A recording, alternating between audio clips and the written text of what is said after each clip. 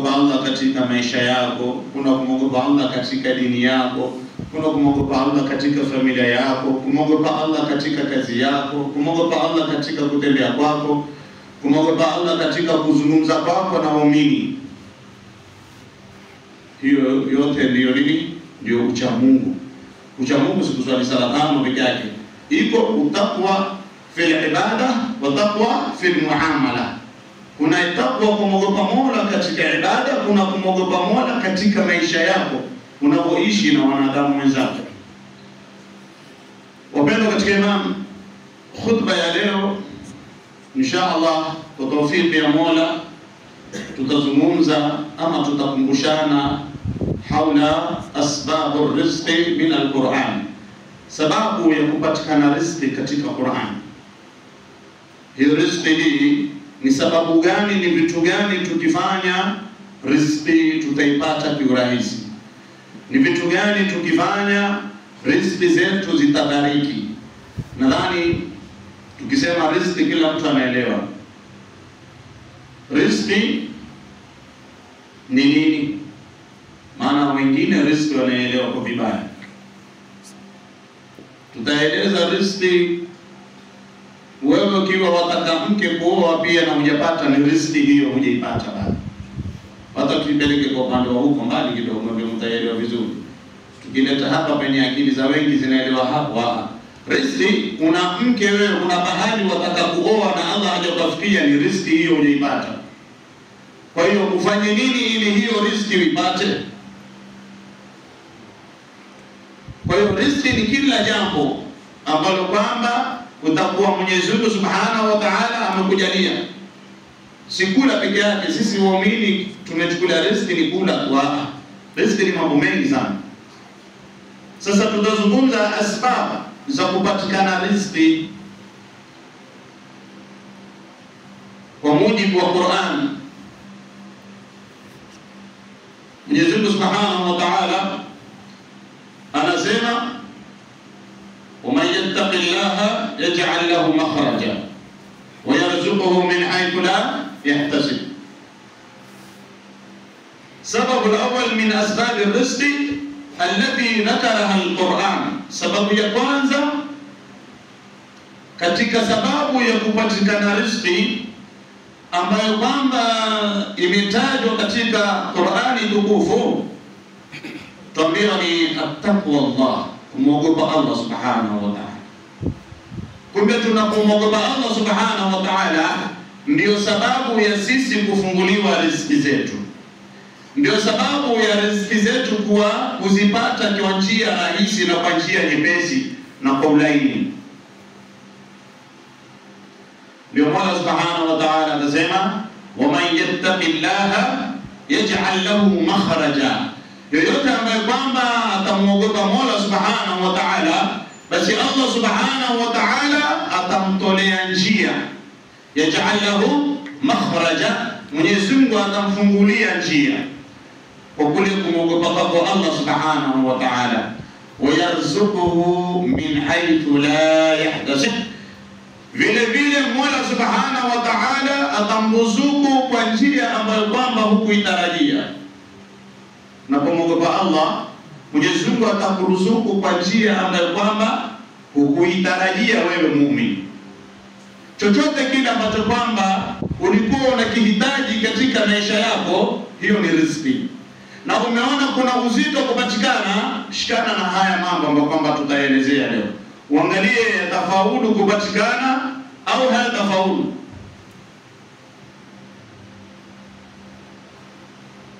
Wala aqibatu littaqwa, na mwisho mzuri ni kwa wale watu ambao kwamba wanamwogopa Allah Subhanahu wa Ta'ala. Sababu ya kwanza ya ili riziki zifunguke tumepata ni kucha Mungu. Kwa hivyo kucha Mungu ndio sababu ya kwanza riziki yangu mimi na wewe muumini zifanye nini? Zifunguke. Ndio Sayyidina Ali karamallahu wajha alipoulizwa ma huwa taqwa, faqala,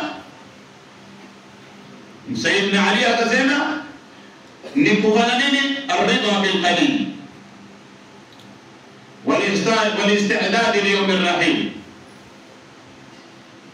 Sayyidina Imam Ali ambaye kwamba ni khalifa wa 4 katika makhalifa wale wa Mtume sallallahu alaihi wasallam, alipoulizwa ma huwa taqwa, akasema hiya al-khawfu min al-jalil wal-ridha bil-qalil wal-istidad li-yawm ar-rahim. Asema ni kumwogopa Allah subhanahu wa ta'ala ndio taqwa.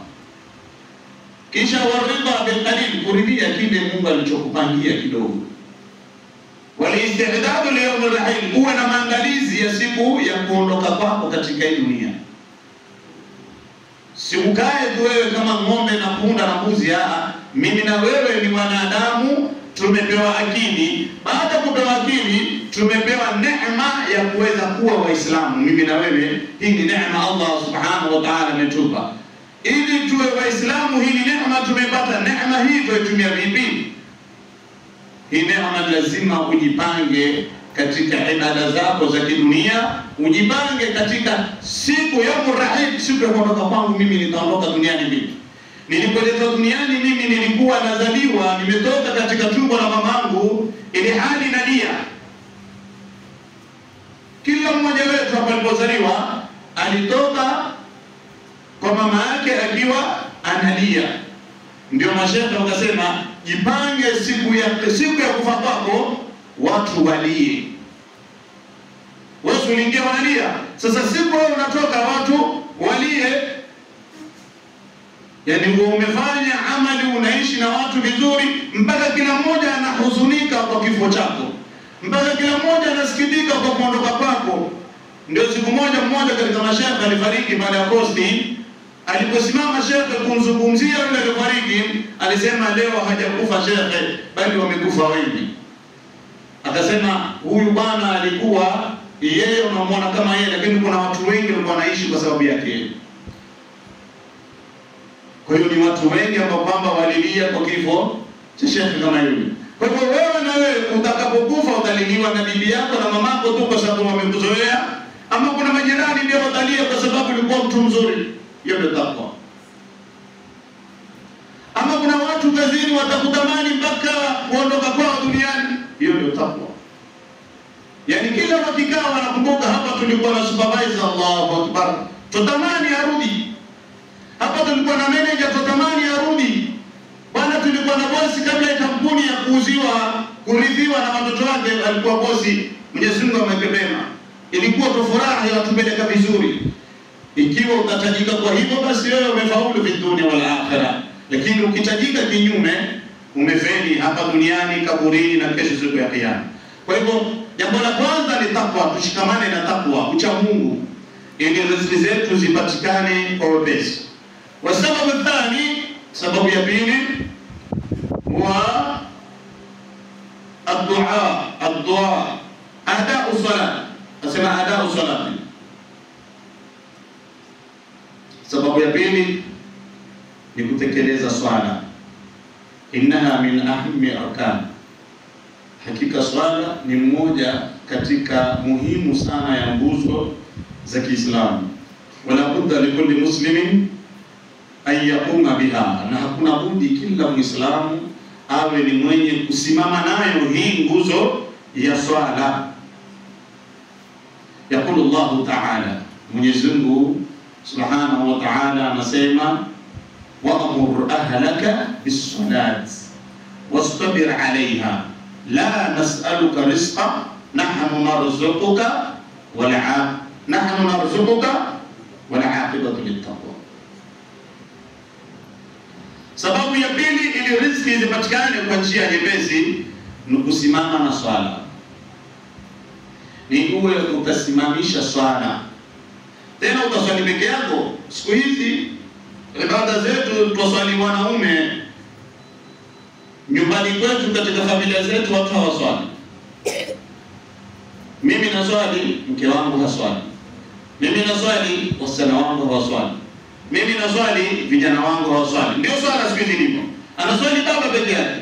Nyumbani hakuswaliwi na baba hashughuliki. Bwana hamswali wewe. Ukiingia nyumbani wewe, ushamuuliza mke wako umeswali dhuhuri? Ukiingia nyumbani ushamuuliza mke wako umeingia saa 3 usiku umeswali isha? Huwezi kumuuliza mtu kama hivyo. utamuuliza vitu, umepika nini, umeandalia nini. Lakini masala kumuuliza mke wako umeswali, hujamuuliza, na hilo ndilo litakupeleka wewe katika maangamivu. Kule kushindwa kumuuliza mke wako umeswali, ndio mume wangu umeswali, watoto wameswali, ndio wameswali. Hili ni jukumu la mwanamume. Ndio Mola Subhanahu wa Ta'ala anasema wa'mur ahlaka bis-salati. Akianza Mola Subhanahu wa Ta'ala wa'mur ahlaka bis-salati, waamrishi watu wako, amrisha familia yako, amrisha mke wako na wanao kwa swala.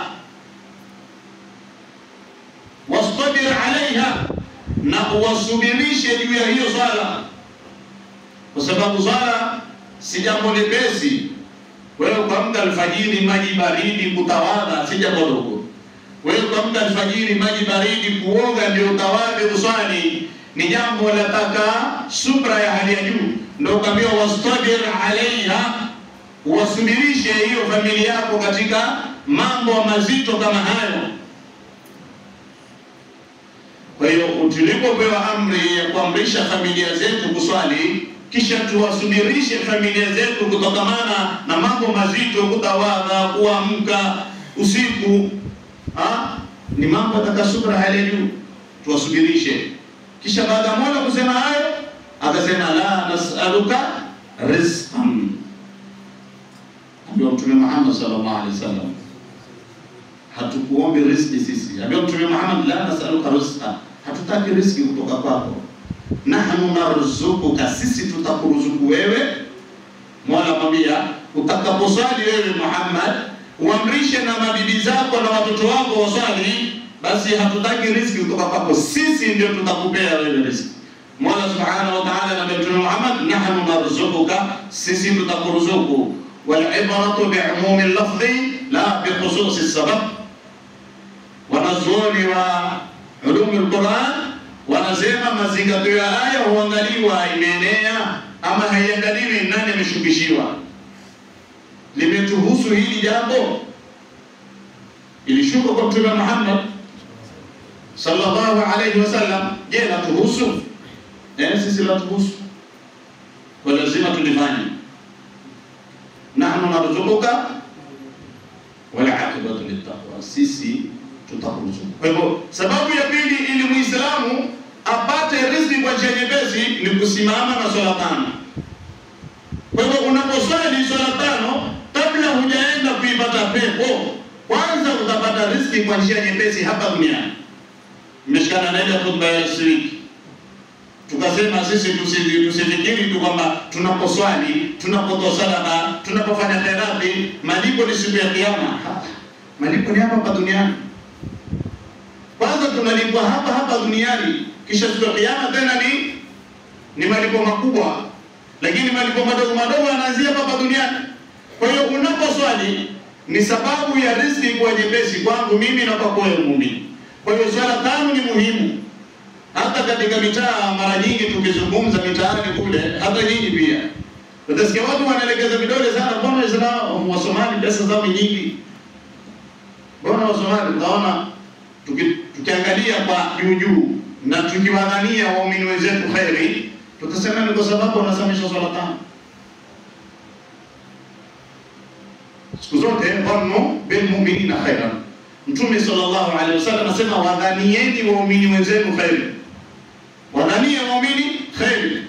Umemwona imamu atoka kwenye kibanda cha mgokaa ndani pale, usimdhanie kwa kundi mgokaa. Mdhanie pengine kuna mtu kaanguka na Muislamu ameitwa kuja kumwokoa. Dhania pengine ameenda kupeana dawa hapo ndani ya kibanda cha mgokaa. Lakini wewe utandania kinyume, nimemwona kwa macho yangu kutoka kwenye kibanda, umeniona nimebeba. Umeniona nikila. Yaani kuna kutoka kwenye kibanda tayari nimeshaandikwa kwenye blacklist. Imamu ni mlaji mwokoka. Huo si Uislamu. Dhannu bil mu'minina khairan, waumini tudhaniani khairi. Umeniona inatoka guest haswa, umesimama toka guest bwana, atofanya machafu. Hivi siwezi kupata mgeni wangu nikampeleka guest, nyumba ni ndogo. Hakuna liki hapa, siwezi kualisha mgeni wa kiume. Sitabidi nimpeleke guest. Usiku nimpeleka, siku nikamchukue. Umeniona nikimpeleka, hukuniona, umeniona natoka peke yangu. Mama toka guest, unani? Hatuna imamu sisi. Hamuna imamu shehe. Wadhania tu vibaya, kwa nini usidhanie mazuri? ni Uislamu. Mtume sallallahu alaihi wasallam anatuambia tuwapatie waislamu wenzetu dharura 70. Dharura 70 mpatie muumini mwenzako. Lahala umpigie Muislamu simu hakushika, useme kibri, useme dharau, useme nimekataa kushika simu zangu. Mpe dharura, lahala simu ameweka silent. Labda simu ameacha nyumbani, labda mpaka dharura mpaka fika 70. Ukimaliza dharura 70 sasa mpaka kwenye kibri, utafika dharura 10 kweli. Ufikisha dharura 10 utaona kweli umpatia udhuru ule Muislamu. Kwa hiyo sababu ya pili ni swala. Tuwe ni wenye kushikamana na swala 5 inapotakikana. Mimi haya masala ya jamii ya Kisomali wana pesa na watu wanasema labda ni swala, si labda ni swala. Sababu tushaambiwa hapa swala ni sababu ya kupatikana riziki, na Mtume anasema salatu miftahu kulli khair, swala ndio ufunguo wa kila khair. Mimi kwa macho yangu nishashuhudia Msomali kunitoa dukani swala.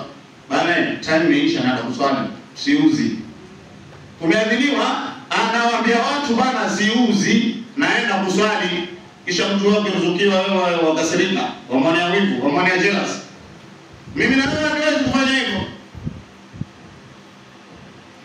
Umefunga kibanda chako wauza sukuma na ndizi, kuna watu wawili watakata sukuma, kwa hivyo kwanza utakata sukuma umalize, hata kama utakosa jamaa haina shida.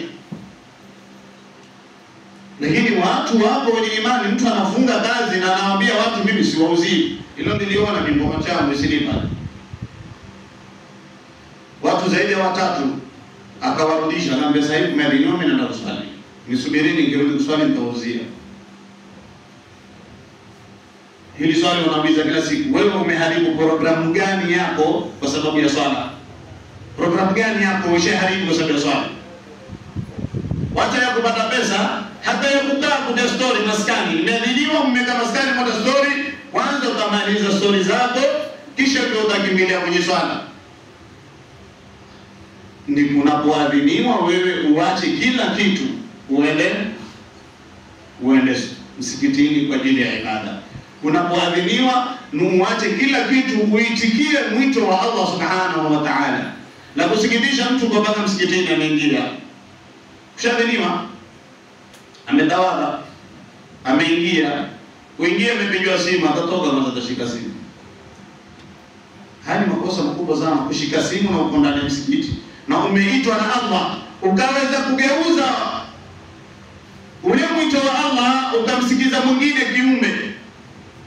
Ukaona ule kiumbe ndio muhimu kuliko Allah subhanahu wa ta'ala. Imani zetu ziko chini sana Waislamu. Ndio maana tunaswali hatufanikiwi.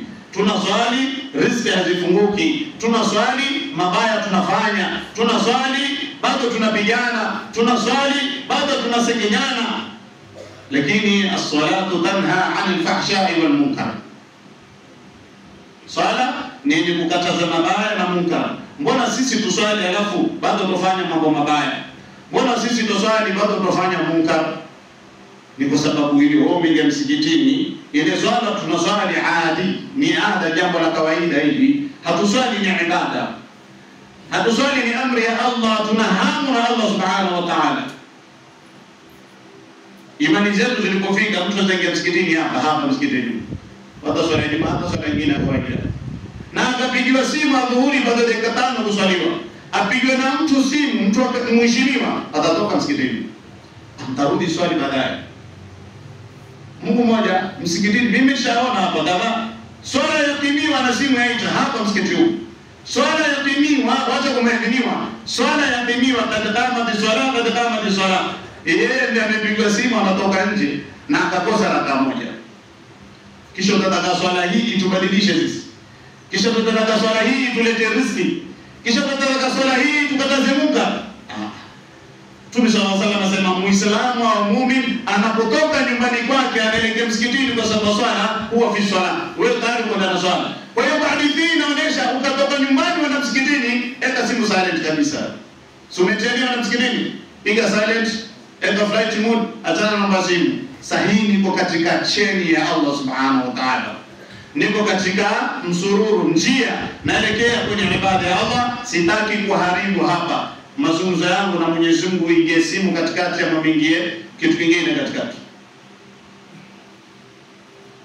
Haya, kama hatuwezi kuziwia kutoka nyumbani twaje tutashika simu, basi ukiingia msikitini kwenye geti zima simu, weka silent simu. Lakini sisi swala pahali ambapo hatushiki simu ni pale tushaingia kwenye swala, na mwingine ataitoa swala, angalia kisha irudisha na hiyo swali. Kwa hivyo hizo ndio swala zetu tunazoziswali. Kwa hivyo bado hatujaswali, inatakana tuswali kwa hakika, kwa imani, kwa yaqini. Wa'budu Allah hatta ya'tiyaka al-yaqin, tumabudu Mola tukiwa na yaqini ya kwamba tunalolifanya hatuna shaka litakuwa, tunalofanya hatuna shaka tunazungumza na Allah subhanahu wa ta'ala. Pale tunapokuwa ndani ya swala huwa tuko katika mazungumzo kati ya mimi mwanadamu ama Muislamu ama muumini na wewe, tuko mazungumzo na Mwenyezi Mungu Subhanahu wa Ta'ala, tunazungumza na Allah direct. Lakini angalia kwenye swala wewe unaweza kufikiria mengine na simu ikaita na ukaitoa na ukaangalia. Lakini angalia mtu pale amepigwa simu, vipi wadadaji, mwalimu salamu alaykum, wa alaykum salaam, hawezi kuambia atakani nini, azungumza na simu. Na mtu hata si mtu mtu wa kawaida tu, mtu wa kawaida ndio atapata nafasi kufanyia. Lakini kama amepigwa na bosi wake, hata hiyo ndio hata kufanyia, atakuwa busy tu na simu, hataki kukata ile chini yake na bosi wake na alopigia simu. Kibaya zaidi mpaka mtu anazungumza na mamake ama na babake, amekaa anazungumza na mamake na babake, apigwa simu na rafiki yake, anayakata mazungumzo ya mzazi wake, anashika simu ya rafiki yake. Yaani tayari kuonyesha kwamba huyu mzazi hana maana yote na hana faida yote rafiki. Yaani simu zimekwenda kutupoteza vibaya sana. Simu zimekwenda kutuharibu akili kiasi kikubwa sana bila kujijua sisi. Tunaona ni sawa tunafanya. Wacha masala ya Allah ni makubwa, masala ya mtu na mzazi wake tu. Masala ya mtu na mzazi wake tu, wapi umekaa na mzazi uzungumzo, kapigwa simu na mtu mwingine ukashika. Na ingewezekana utoke, mama anarudi, mzee anarudi, ndio umeenda. Lakini yule mzee akikupigia simu wakati wewe uko na rafiki yako kule nje, unasema mara au hakuda nampigia, utapigia baadaye asharushi. Hivyo ndio tuko kwenye ibada. Tuko tayari kutoka nje na simu, na hatuko tayari kuweka simu silent, tuwe na makini, tuwe na tumanina, utulivu katika swala zetu, hatuko tayari. Kwa hivyo sababu ya pili ya kupatikana riziki kwa njia nyepesi ni swala. Sababu ya tatu, al-infaq fi sabilillah min aham al-asbab allati tajlibu ar-rizqa wal baraka lil-insani. فالإنفاق يعتبر وسيلة لتوسيع الرزق وزيادته بفضل الله تعالى. Sababu ya tatu ni kutoa kwa ajili ya Allah subhanahu wa ta'ala. Sababu ya tatu ni kutoa sadaqa kwa ajili ya Allah subhanahu wa ta'ala. Ahamu al-asbab allati tajlibu rizq, sababu muhimu sana ambapo kwamba riziki zinapatikana kwa wepesi na riziki zinabariki ni kutoa. Ni kutoa sadaqa. Ndio Mtume sallallahu alaihi wasallam asema unfiq alayka, anamwambia muumini, toa nitakupatia badali. Muumini anaambiwa atoe. Kwenye hadithi al-Qudus Mwenyezi Mungu anasema toa, unfiq alayka, nitakupea ama nitakupatia badali. Kwa hiyo unapotoa kuna badali Mwenyezi Mungu Subhanahu wa Ta'ala atakupea. Ukitoa 100 utapata zaidi ya 100. Ukitoa 1000 utapata zaidi ya 1000. Utakachotoa katika maisha yako kama sadaqa, basi ndio sababu ya ile riziki yako kuja kwa wingi na kubariki. Ndio sababu ya riziki yako kuja kwa wingi na kupata riziki nyingi zaidi.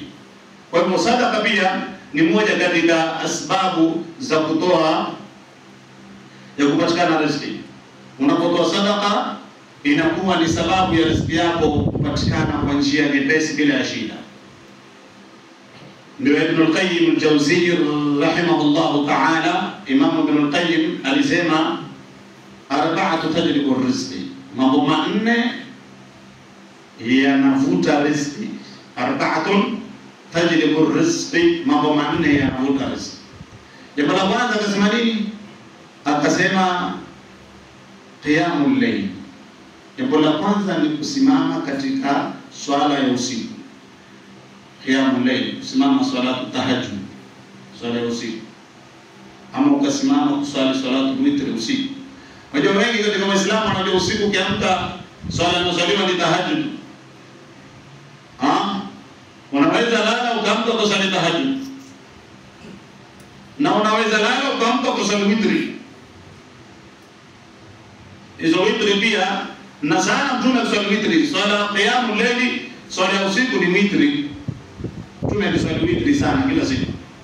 Hizo raka 8 akiongeza 3 kwa 11 ni salatu witri. Ndio akasisitiza sana. Hadithi nyingi zimekuja kusisitiza Waislamu waswali witri. Ima ni iwe baada ya salatu isha, ama ni iwe baada ya swala isha kana nyumbani kidogo baadaye saa 5 ukaswali, au ukalala ukamka saa 8 usiku kuswali witri. Msawa pia. Kwa hivyo kitu cha kwanza qiyamul layl ambacho kwamba kinakuta riziki ni kusimama usiku kwa ibada. Wa kathratul istighfar. Kitu cha pili ni kuleta astaghfirullah kwa wingi. Astaghfirullah, astaghfirullah, astaghfirullah, astaghfirullah. Ukaleta astaghfirullah kwa wingi, una tasbihi yako kama hii. Ukawa unaleta astaghfirullah, astaghfirullah, astaghfirullah. Unajua hii ni 200. Nikizunguka mara 5 ni 1000 hiyo.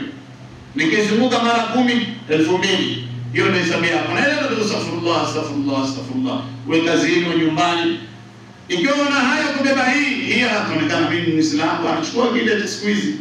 Kile cha namba zingine kiko vile tasbihi dogo zile. Za namba unaona kama mpapete tu. Kumbe tasbihi. Maana hiyo Uislamu vile tu unaenda kila balagha vile. Mtu akibeba hiyo na inaonekana Muislamu kana aibu hii. Hata sibeba ile mwataka inshallah. Pia itasaidia, haina shida. Muhimu wa dunia yako umenuoni tasbihi, kuleta adhkar itakusaidia pia. Haina makosa. Beba tasbihi yote ambayo kwamba wewe unaweza kubeba huko una haya. Ikusaidie katika kuleta adhkar. Kwa hivyo jambo la pili ni kuleta al-istighfar. Jambo la tatu ta'ahudu sadaqa, ni kuwa ni mwenye kutoa sadaka. Jambo la tatu pia amesema sadaqa. Na jambo la 4 adhikru awwalu nahari wa akhiruhu. Jambo la 4 anasema kuleta adhkar mwanzo wa mchana na mwisho wake. Yaani zile adhkar sabah na adhkar masaa. Kuna zile adhkar za asubuhi nafikiri wengi wazijua. Kisha kuna na zile adhkar masaa. Uwe wazileta basi hizo zinavuta riziki kwa wingi. Kama una kazi ukizileta hizo malize kama mwezi utapata kazi. Uzilete kwa nia ya dini. Kisha vile vile Ibn Qayyim ataleta mambo manne ambayo kwamba yanafukuza riziki na kuwa mbali na wewe. Unaona umepiga dini baba nauza ploti, kesho aje kulipa pesa mtu hakuja. Uza ploti si madhambi, ndio lakini si madhambi. Ni riziki pia halali hiyo. Umezungumza na yeye bana ploti pale fulani mshalewana, kesho jamaa anakuja, amekuja kaangalia, basi kesho inshallah keshukuta nawekea pesa kwa account, pesa kuingia. Sasa hizo za riziki inapotea. Unaona bwana mimi nimepiga michongo vizuri, lakini bwana wewe katika ghafla kuna vitu umefanya ndio maana riziki imekatika. Ibn Qayyim anasema ni mambo manne pia. La kwanza akasema an-nawmu subhatun. Jambo la kwanza ni kulala baada salatu al-fajr. Kulala baada salatu al-fajr riziki yako inakukimbia. Hiyo ni kulala baada salatu al-fajr. Tujiulizeni, je, hiyo swala al-fajr sisi tuamka kuswali? Hiyo ni umelala na ukaamka na ukaswali fajri kisha ukarudi kalala, riziki na gambali na wewe. Vipi kwa mtu ambaye kwamba hakuswali alfajiri kabisa? Utajaza ansa lake ni gani hapo? Wakila tusalati, na mtu ambaye kwamba haswali, swala zake zina upungufu kidogo, anaswali mara tu, hana mfululizo wa swala ile. Anaswali anapojisikia tu, mara moja anaswali, Ijumaa tu Ijumaa, Friday to Friday. Ndio swala yake na swali. Dhuhuri, maghrib, asri zinapita hivyo hata habari yani. Na kisha al-asri basi isha itaruka. Yaani na swali baadhi ya swala zingine anaachana nazo. Wal kasli na uvivu wal khiyana. Kwa hivyo mambo manne yanafukuza riziki. Kulala baada al-fajr, kupunguza swala, kuacha kuswali, yani maana yake hiyo ni tarku salati, tuseme tena tu salati ni tarku salati. Kwa ikasulu na mvivu, ukiwa mvivu wewe riziki yako utopata kirahisi na kukimbia. Wal khiyana, kuwadhulumu wenzako, ukifanyia wenzako khiyana pia riziki inanibia. Allahumma arina al-haqqa haqqan warzuqna ittiba'a wa arina al-batila batilan warzuqna ijtinaba. Wa sallallahu ala sayyidina Muhammadin wa alihi wa sahbihi wa sallam. Alhamdulillahi rabbil alamin.